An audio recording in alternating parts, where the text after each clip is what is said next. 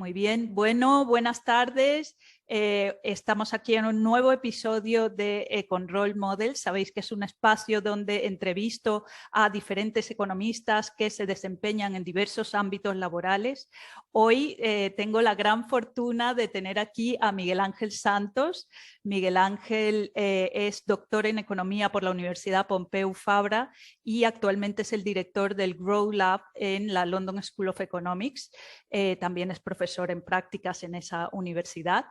Y Miguel Ángel tiene una experiencia, un currículum amplísimo que si me pongo a leerlo aquí ahora mismo no terminaríamos nunca. Y bueno, yo le he invitado a este espacio porque creo, aunque él me ha dicho expresamente, Virginia, no lo soy, no quiero que me veas así, pero creo que es un referente muy interesante para cualquier estudiante de economía y cualquier estudiante también de otras carreras, porque precisamente esa trayectoria tan amplia, las cosas que ha logrado. Miguel Ángel y yo venimos de la misma ciudad, estudiamos en los mismos colegios, conocemos a la misma gente y aún así en ese momento en Valencia no nos conocimos posteriormente en Harvard, donde él también estaba como investigador durante mucho tiempo, luego nos contará, pero nos conocimos más adelante y porque sé por ese ámbito, ese entorno y también por sus redes, que es una persona muy querida, muy admirada, es orgullo para nosotros en Venezuela, así que es todo un honor tener hoy aquí a Miguel Ángel, porque además es una persona súper cercana, súper pues agradable, amena, y vamos, que de verdad que es todo un honor, Miguel Ángel, tenerte hoy aquí. Gracias, Virginia, por la invitación. Voy a tratar de hacer honor a esa generosa introducción que me has hecho. Muchas gracias, Miguel. Bueno, como sabéis, este es un espacio donde hablamos de las experiencias. Miguel Ángel, tú tuviste una trayectoria, estudiaste empresariales, luego tuviste una trayectoria de varios años en diferentes ámbitos de la empresa privada, que nos contarás para que, bueno, cuentes un poco esa decisión primero de dedicarte a la empresa privada, pero luego hubo un cambio, decides hacer el doctorado y te dedicas, digamos, ya a la parte académica, te vas a Harvard de investigación y también de asesoría de diferentes gobiernos, porque has trabajado en diferentes proyectos de investigación y de asesoría. Entonces, esa experiencia tan amplia, si nos puedes ir contando un poco, yo a lo mejor te interrumpo y te hago alguna pequeña pregunta, pero digamos, primero esa decisión de ir a la empresa privada y luego ese cambio, ¿no? Que esto es muy interesante de saber qué te motivó a esos cambios y cómo fue la experiencia en cómo ha sido la experiencia en esos diversos ámbitos. Bueno, fíjate, yo estudié empresariales porque no tenía ni idea de lo que quería hacer. En Venezuela uno se gradúa y entra a la universidad muy joven. Yo entré a los 16 años y no tienes idea. Entonces yo le recomiendo a la gente que no tiene idea que agarre carreras que sean más generales y que te den como una estructura de pensamiento. Esas carreras, idealmente economía es una buena carrera que te enseña a pensar, ingeniería es una buena carrera, empresariales es menos buena que estas dos, pero también es una carrera general. Y en empresariales a mí me habían gustado mucho las materias de economía y finanzas. Entonces yo salí clásico también en Venezuela, directo de la carrera al MBA. El MBA lo hice entre el IESA en Caracas, que es una escuela de posgrados de administración, que en aquel momento y todavía hoy, gracias a mucha gente, se mantiene entre las mejores de América Latina, y ESADE en Barcelona, que en aquella época era una escuela no tan conocida. Hice mi MBA y volví a Venezuela y bueno, tenía la duda de si quería hacer economía o finanzas y terminé recibiendo una oferta de trabajo para trabajar con Gustavo Cisneros, que es un empresario privado que tenía una oficina de lo que se llama Private Equity, de las más grandes de Venezuela, y hacía mergers and acquisitions de activos de telecomunicaciones y media en toda América Latina. Empecé muy joven y pasé ahí 6 años. Y en paralelo, yo había trabajado para un exministro de Economía en el IESA como course assistant, asistente de clase, Sí. en la materia de macroeconomía de Miguel Rodríguez Fandeo, que era una persona que yo había admirado muchísimo durante mi carrera, viéndolo por televisión, había sido el jefe de gabinete del presidente Carlos Andrés Pérez. sí, Y Miguel me invita a ser su asistente y poco tiempo después Miguel tiene que emigrar de Venezuela y cosas que pasan en los países en desarrollo me ofrecen a mí en el IESA por haber ya llevado varios años dar las clases de macroeconomía de las maestrías del instituto. De manera que en paralelo a lo que empezó a hacer mi carrera en el entorno privado, en las noches y algunas mañanas que me escapaba también, yo era digamos, el que dictaba la materia de macroeconomía en las maestrías del IESA y así eso va a explicar luego por qué nunca me terminé de desligar de la economía. claro, ya lo veo entonces. O sea, ya desde el principio empezaste simultáneamente a dedicarte a las dos cosas. Sí, muy, muy bien. Venezuela se fue deteriorando también y entonces yo creo que muchos de nosotros nos empezamos a hacer preguntas. Yo siempre digo que en Venezuela había menos de 10 PhDs de economía a comienzos de los 80. Sí, Y luego, si miras hoy en día, hay una cantidad enorme de macroeconomistas, PhDs venezolanos muy sólidos, pues, macro y sí, micro. Y sí. creo que eso indica que la economía se volvió un problema. Y entonces muchos nos empezamos a hacer preguntas y la economía era el lugar para tratar de buscarle respuesta a esas preguntas. ¿Qué nos había pasado? ¿Qué se podía hacer distinto? Sí, exactamente. Es verdad que es una buena explicación porque efectivamente ahora tenemos, si ves sobre todo siguiendo en las redes y hay muchos y muy buenos Muy bueno. economistas en Venezuela. Sí, sí, sí. Bueno, y Miguel, en ese momento, vale, la experiencia, digamos, en la parte privada, eh, aparte de lo que sucede en Venezuela, ¿no? Del entorno que te hace a lo mejor en algún momento tomar la decisión de irte del país. Digamos, ese día a día en la empresa privada comparado con luego ese día a día en la parte cuando ya te dedicas de lleno a la parte académica y de investigación. Digamos que a un futuro, digamos, o a un presente estudiante de economía que está pensando en el futuro dedicarse a una cosa u otra, no lo tiene muy claro, porque hay estudiantes que lo tienen muy claro desde el principio, pero quien no lo tenga tan claro, esa comparación entre ambos digamos, ámbitos de trabajo laborales. ¿Tú qué recomendarías, por ejemplo, a alguien para ir a un sector privado y para alguien para ir a un sector de academia o de investigación? Mira, yo recomendaría hacer algo de las dos, Mm, que es una cosa que nadie recomienda hoy en día porque el mundo entero está muy especializado, sí, pero yo que he trabajado en ambos sitios tiendo a ver que hay un perfil como que escasea, que es el perfil que ha tenido una pierna en varios sitios y es capaz de sacar conclusiones, de observar diferentes áreas y multidisciplinarias y tiene una perspectiva que los demás no pueden tener porque es mucho más especializada, ¿no?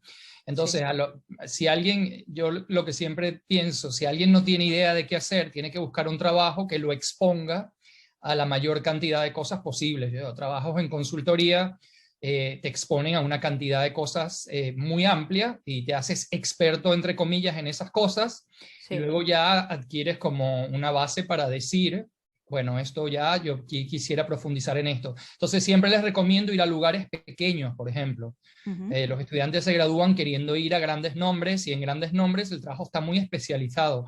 Los sí, economistas quieren ir a multilaterales. En multilaterales el trabajo está compartimentalizado de una manera sí, que es que te van a poner a hacer una cosa de solo una cosa y para alguien que sí, no sabe qué hacer eso es terrible. sí, Entonces a mí en la vida siempre me fue mejor en organizaciones pequeñas. sí.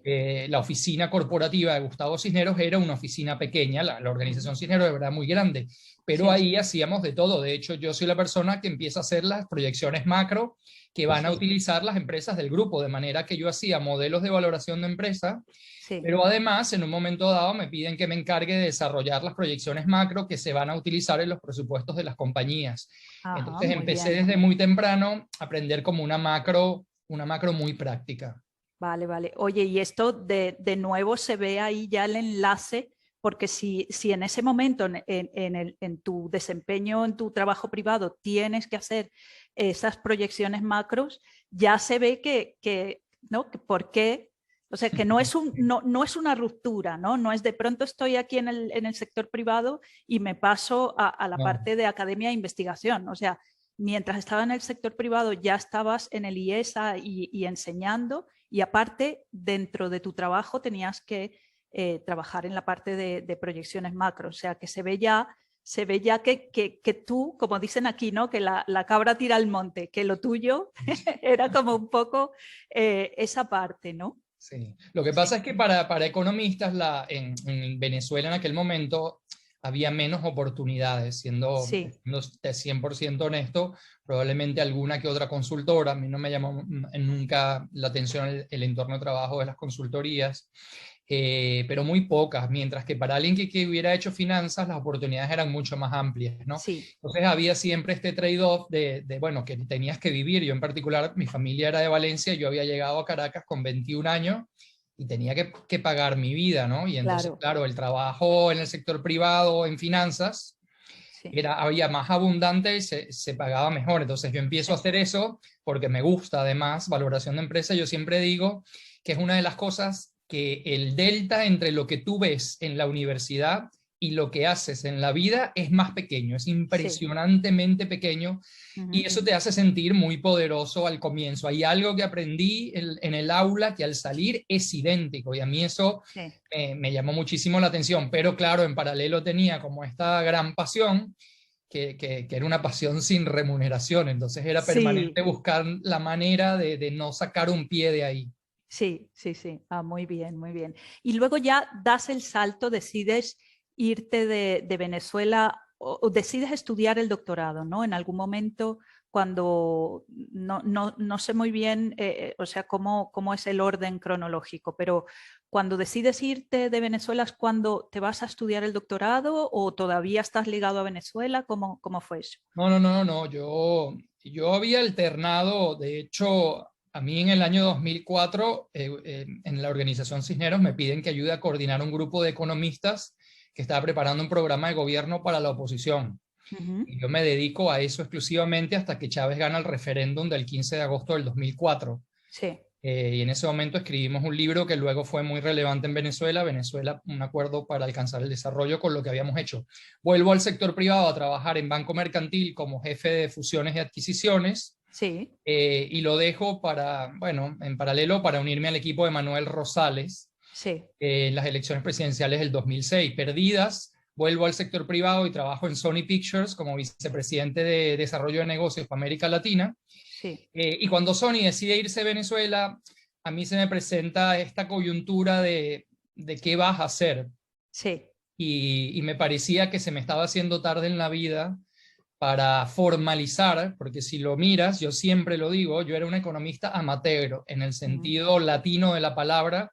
sí, Amateur es alguien que ama lo que hace y por ende no necesariamente le tienen que pagar por hacerlo. Me ujú, parece que es una palabra preciosa sí, que ha caído en un uso lamentable como sí, derogatorio, sí, pero sí, pero yo era un economista amateur y tenía como esto que después en Estados Unidos ha crecido mucho y que se llama impostor syndrome, síndrome del sí, impostor. sí, Yo soy muy credencialista, cosa que la gente que esté viendo esto no tiene por qué serlo, pero yo decía, tienes que estudiar. Entonces, claro, fui a estudiar a Pompeu Fabra, me voy de Venezuela en el año 2010 sí, porque me han aceptado, me gustaba mucho el enfoque de España en el sentido, también bueno que lo sepan estudiantes de economía, si tú quieres hacer un doctorado de economía en Estados Unidos, a ti te admiten en el doctorado. sí, Luego tú empiezas a hacer una maestría y al terminarla te dan el título de maestría, que es una señal de que si te vas en ese momento eres un fracaso, porque tú ya ves entraste tú. para el doctorado. Sí, sí, Entonces ese título nadie lo asoma, nadie lo pone en su currículum. ya, En Europa, cuando tú quieres hacer un doctorado, entras en la maestría.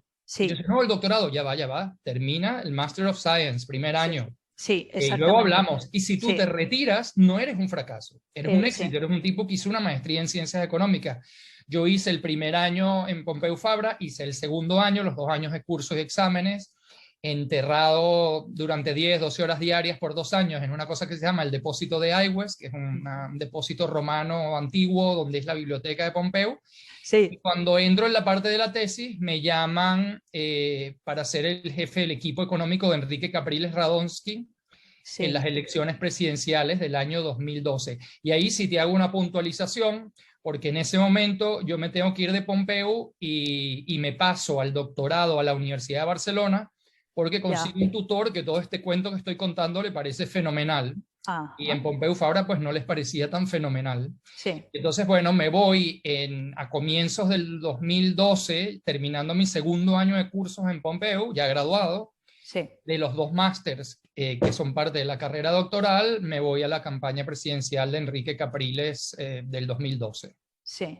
Ah, vale, vale. O sea que fíjate, regresas también un poco con la esperanza La de ver última. si hay sí, de ver si hay, de ser parte de ese cambio, de impulsar ese cambio, que sé que en aquel momento todavía había esa esperanza, ¿no? Sí, fue una Eh, elección fenomenal. Piensa sí, que Enrique Capriles perdió una elección presidencial con Chávez 55-45, con el sí, petróleo a 100 sí, y el abuso total de los recursos del Estado en favor de la campaña presidencial de Hugo Chávez. sí. Además, con Chávez enfermo, que Ujú. contrariamente a lo que uno pudiera pensar y a lo que él dijo luego, enfermo, les gané por 10, sí, pero generaba una simpatía natural en un país en donde había todavía un gran rumbón, o sea, el consumo Sí, promedio claro. ese año de un habitante promedio era 63% más grande que en el 98. Ya ves Entonces tú. ya la cuenta iba a venir luego, lo teníamos todo muy claro, pero con ese cuento nadie gana elecciones.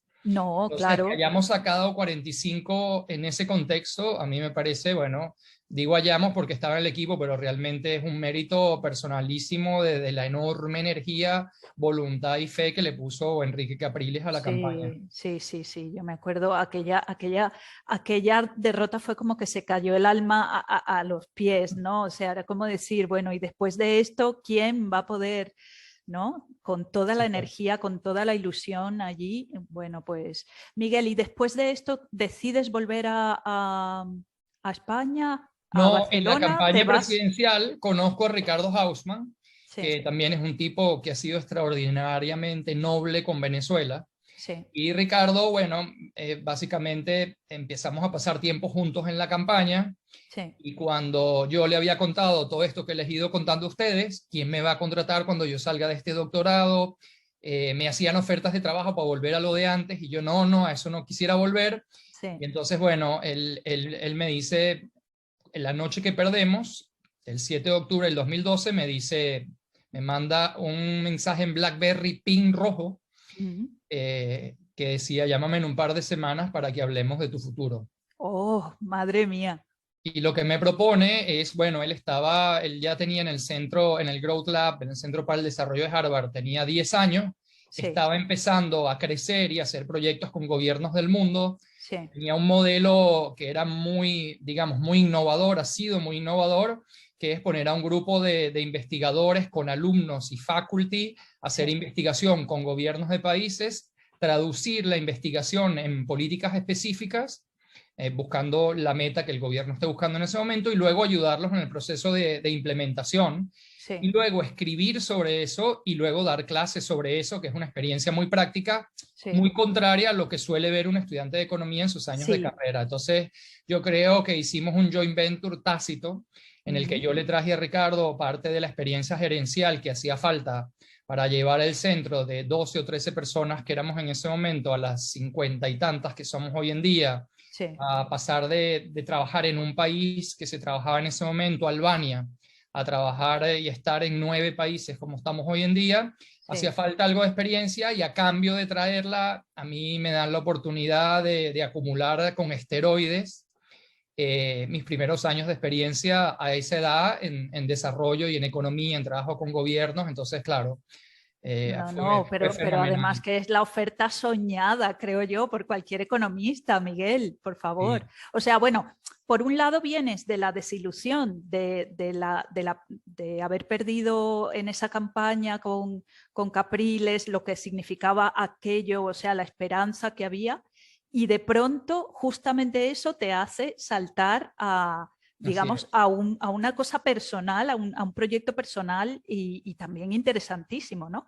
Y esto me sirve un Y poco, ahí termino el doctorado, solo por cerrar, lo termino en la Universidad de Barcelona durante mis primeros 3 años sí, en el Centro para el Desarrollo Internacional, escribo los sí. 3 papers y los publico y me gradúo en la Universidad de Barcelona de doctorado, Ah, vale, vale. mientras Que trabajaba en el Centro para mientras el trabajabas Desarrollo. en el centro, o sea que eso es importante de aclararlo porque hacer un doctorado es una cosa casi a tiempo completo y muy difícil, muy complicada y sobre todo de economía. Pero Miguel, quería aprovechar digamos, ese momento tuyo vital para comentarle a nuestros estudiantes que hay veces que piensas que cuando se cierra una puerta, cuando hay un fracaso, se acaba el mundo, ¿ahora qué voy a hacer?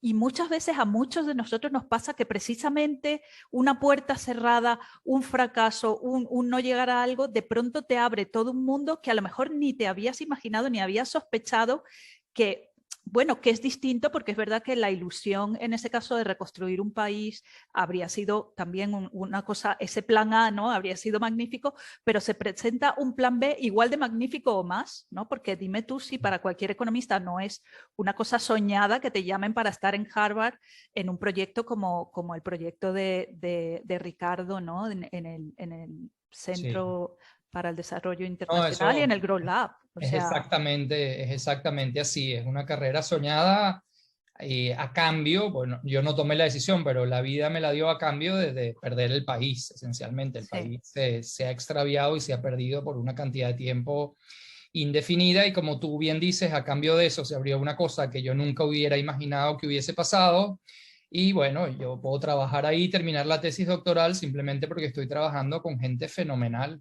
Yo Sí, había escrito un paper mío solo en Barcelona antes de empezar todo esto y ahí en Harvard trabajé con Carmen Reinhardt y escribimos uno, escribí otro con Ricardo, escribí uno con Dani Bajar, a quien le debo muchísimo ese último paper de mi tesis doctoral, que terminó siendo el más importante. Y claro, trabajando con gente de ese nivel se me hizo mucho más fácil. Por cierto, claro. otra cosa para los estudiantes también, contrario a lo que todo el mundo me decía, yo tenía la sensación de que haciendo la tesis doctoral solamente no la iba a terminar, sobre todo encerrado aquí en la Universidad de Barcelona, ahí en la parte alta Avenida Diagonal, en un cuarto. Yo decía, esto no va a pasar. Y entonces tenía la sensación de que mientras trabajaba, eso iba a salir ideas que me iban a dar fuente para escribir, ¿no? Y Sí, claro, todo el mundo, no hubo una persona que me dijera que yo iba a terminar el doctorado y yo mismo en las noches tenía enormes dudas si iba a terminar el doctorado. Pero yo creo que uno tiene que saber cómo funciona cada quien. Lo que me funcionó a mí no le funciona a otro. sí, Entonces yo tenía la sensación, con mucha inseguridad y sin saber si iba a terminar, que es como subir el Kilimanjaro, sabes que terminaste el día que lo terminaste. sí, sí, Si no, siempre piensas que te puedes caer. sí, Pero yo tenía la sensación que haciendo otras cosas lo podía terminar y la sensación colectiva, el consenso de a quienes consulté es en lo que te pongas a trabajar no lo vas a terminar. ujú, Y de hecho, bueno, conseguí un tipo aquí en Barcelona, Xavier Raurich, que creyó en mí. Me sí, dijo, estoy convencido, la primera vez que vine a hablar con él, de que lo vas a terminar, convencido. Y yo sí, pienso que también es importante dar en la vida con gente que crea en ti en momentos en que a ti te sí, está faltando sí, esa fe, sí. porque te dan ese empujón. Sí, esto también es otro mensaje para quien quiera estudiar doctorado. La elección del tutor o tutora es importantísima, Así es. importantísima, muy, muy importante. Miguel, y luego tu día a día en Harvard, o sea, bueno, yo estuve unos meses, 6 meses, y aquello era como el sueño, claro, para un académico, ir allí al centro, investigar y tal. Tu día a día como académico, como investigador, además impartes clase. Y luego, más adelante, surge este proyecto de sacar adelante el Grow Lab en la London School of Economics, que también es otro proyecto ambicioso, interesante, una gran responsabilidad. ¿Cómo te surge esto y cómo lo llevas? Mira, el día a día en Harvard, yo soy como una suerte de investigador muy particular porque a mí no se me ocurren muchas cosas en abstracto. Entonces, el tipo de trabajo que se hace en el Grow Lab, que es ir a un país y empezar a experimentar cosas y ahí te empiezas a hacer preguntas y luego te preguntas si esas cosas son generalizables, es Sí, como el proceso de creación mío. Yo los años que estuve ahí escribí, no es mi labor, pero escribí 6 papers que salieron publicados en journals. Todos surgieron de estar en situaciones prácticas en donde te haces preguntas. A mí no se me ocurren cosas como se les suelen ocurrir a los economistas, digamos, más sólidos desde el punto de vista teórico, que son cosas en abstracto. Sí. Entonces, claro, eso me ayudó y luego, claro, son los proyectos con gobiernos, luego está hacer propuestas para convencer gente que trabaje contigo, luego está dar clase, yo tenía mis cursos de econometría en el máster en políticas públicas y luego Ricardo me invitó a dar algunas clases de un curso legendario que él tiene en la Kennedy que se llama Políticas de Desarrollo, Policy Development Strategy. Entonces, claro, ahí era avanzar en todos los frentes de una forma muy intensa, en el frente de publicaciones, tanto de journal papers como de policy papers, en el frente de asesorar a gobiernos que no siempre no se leen lo que escribes, entonces la asesoría va distinta, va por policy memos, PowerPoints, presentaciones breves, retiros, cosas que ayuden a implementar, en paralelo dar clase, en paralelo buscar nuevos modelos, contratar gente buena para crecer. Entonces, claro, fueron 8 años muy frenéticos y muy prolíficos también, ¿no? Y luego de esos 8 años, mira, yo durante COVID, que COVID peligroso porque uno pasa tanto tiempo ocioso que se le ocurren ideas, que es una cosa que hoy no pasa mucho, como uno no está ocioso tanto tiempo, no se le ocurre ideas, pero a Ricardo y Andrés Velasco se le ocurrió, ¿qué tal si tratamos de hacer una oficina del Growth Lab en London School of Economics? Es un modelo que ha sido exitoso. Ricardo y Andrés son mejores amigos digamos, en el transcurso de su vida han desarrollado una amistad muy larga y muy buena. Eso es fundamental porque hay una confianza que no lo existe en el caso de otra institución. Andrés llevaba 2 años, ahora lleva un poco más en el programa de políticas públicas de London School of Economics. Entonces, bueno, me voy yo a Londres en junio del año pasado a abrir la primera oficina del Growth Lab en London School of Economics, se llama el Harvard LSE Growth Collaboration. Sí. Y las metas son muy claras, o sea, Virginia, aunque hay Zoom, la proximidad importa muchísimo. Sí, claro que Con sí. esto lo que te quiero decir es que los donors del Growth Lab en Harvard eran multilaterales basados en Washington, compañías de filantropía basadas en Nueva York y en la costa oeste de California, y gobiernos ya directamente en todas partes del mundo, ¿no? Pero había un universo de donantes, de sponsors, de instituciones a las que con las que nunca nos habíamos asociado simplemente porque no estaban cerca. Y luego queríamos también, los años de Trump fueron muy duros en términos de talento para estudiantes internacionales o para contratar gente internacional y temas de visa. Y entonces eso también ayudó a pensar qué tal si hacemos un hub donde podamos retener a la gente europea que no está recibiendo papeles para trabajar en Estados Unidos, que pasaba bastante, o a otro tipo de gente que podamos reclutar. Entonces, ya también para ese momento teníamos 8 proyectos y 7 quedaban en el uso horario de Europa hacia el este. Sí, entonces, teníamos un proyecto en Colombia. Entonces, hacía sentido desde muchos puntos de vista y bueno, me vine yo a comenzarlo en junio del 2021. De precursor, de ¿cómo es que se llaman? ¿Cómo es que se llama en Boston los... ¿Cómo le dicen a los primeros pioneros. Pobladores? A los pioneros, sí. De pionero, sí. Pues de muy pionero. Bien. Bueno, ya empecé yo, ahora tenemos una oficina de 5 personas full time y una part time. Tenemos un proyecto para colaborar con la coordinación mundial de multilaterales en el tema de la reconstrucción de Ucrania y cómo ser facilitadores del proceso. Tenemos un proyecto para trabajar en un diagnóstico del sector manufacturero en Tanzania, que ha esquivado todos los esfuerzos del gobierno y de la política industrial por ser competitivo. Vamos a empezar también un proyecto en Mozambique. Entonces, bueno, han ido saliendo cosas y hemos ido creciendo poco a poco. Suena mucho más fácil de lo que ha sido. Pero bueno, quizás para lo que están oyendo es bueno que así sea. Sí, no, pero también tienen que saber que esto es trabajo, tiempo, dedicación, energía y de todo, pero bueno, lo importante siempre es hacer lo que te gusta, ¿no? O sea, estar haciendo lo que te gusta, porque si no, entonces sí es que es verdad que se hace muy, muy cuesta arriba, ¿no? Y en ese buscar lo que te gusta, lo que tú decías antes es fundamental. Vas a tener momentos difíciles. Sí. Para uno, o sea, la gente los que trabajamos, yo lo puedo decir ahora, en lo que nos gusta, somos una minoría simplemente recogiendo opiniones por ahí de gente en trabajo que te comenta cómo les va, ¿no? Sí, Somos una minoría por una razón, no porque los demás sean tontos ni nada por el estilo, sino porque es duro porque puede haber momentos en que no encuentras una avenida para progresar en sí, ese camino de las cosas que te gustan y entonces tienes que pensar cómo lo combino con otra cosa, cómo persevero en esto. Entonces tiende a haber más incertidumbre. Por eso, sí. pero bueno, en consistencia con el perfil riesgo-rendimiento, tiende a tener rendimientos más grandes para los que lo consiguen, me Sí, parece a mí. exactamente. Bueno, Miguel, muchísimas gracias vamos, por este tiempo, tu valiosísimo tiempo, que sé que es muy valioso, y por haber compartido estas experiencias que sé que van a ser de gran utilidad para muchos estudiantes que ven estos vídeos y les sirve de referencia, les sirve para poder imaginarse su futuro. Seguramente a ti como estudiante te pasó, yo tuve referentes que me guiaron, ¿no? que me hicieron pensar, imaginarme, y a veces imaginarse uno en el futuro también es muy importante para luego caminar hacia allí, ¿no? Tener como una guía que te... Y esta es la idea de estos vídeos, así que estás contribuyendo a que muchos estudiantes puedan tener información, verse, y estoy segura que eres un excelente referente para muchos, aunque tú no te veas así.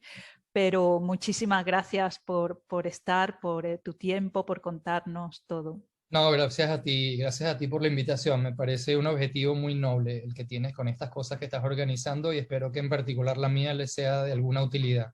Seguro que sí, muchas gracias. Bueno, pues nos seguiremos viendo en siguientes episodios y gracias por estar aquí y por seguir el proyecto con redes. Gracias. Adiós.